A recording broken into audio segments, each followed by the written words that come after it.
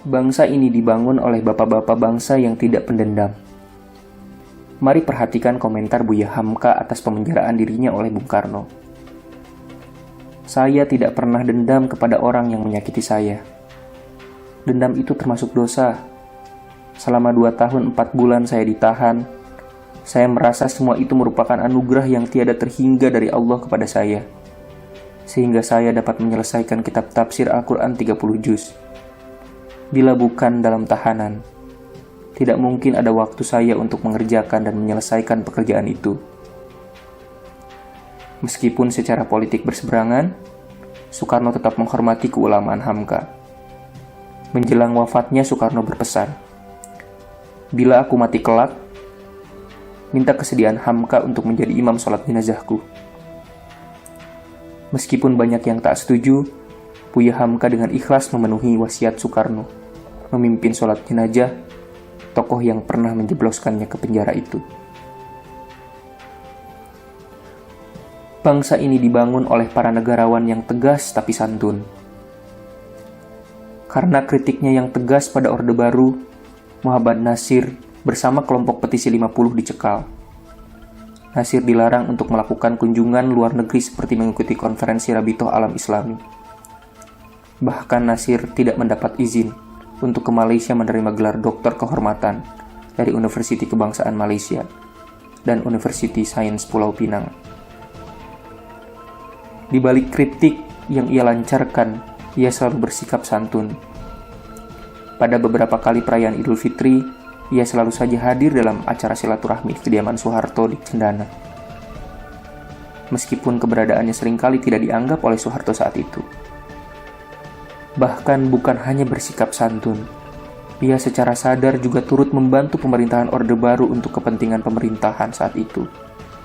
Misalnya ia membantu mengontak pemerintah Kuwait agar dapat menanam modal di Indonesia, dan meyakinkan pemerintah Jepang tentang kesungguhan Orde Baru membangun ekonomi. Bangsa ini berdiri karena para founding fathers yang toleran dan penuh empati. Prawoto Mangkusasmito, Ketua Umum Masyumi, setelah Muhammad Nasir, hidup sangat sederhana bahkan tak punya rumah. Ketua Umum Partai Kristen Indonesia, I.J. Kasimo, berinisiatif menginisiasi urunan untuk membelikan rumah Pak Prawoto. Bangsa ini besar karena kesederhanaan pemimpinnya. Bung Hatta pernah punya mimpi untuk membeli sepatu Beli. Ia menyimpan guntingan iklan yang memuat alamat penjualnya.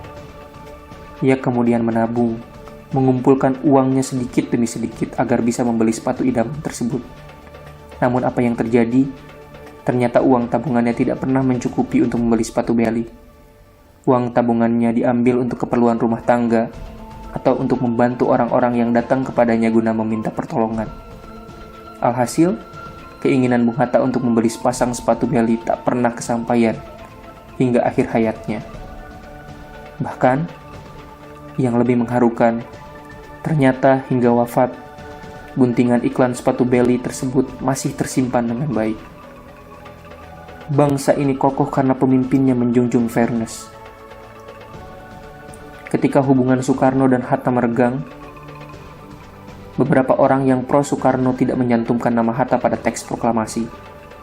Soekarno dengan marah menegur, "Orang boleh benci pada seseorang. Aku kadang-kadang saling gebuk dengan Hatta. Tapi menghilangkan Hatta di teks proklamasi itu perbuatan pengecut."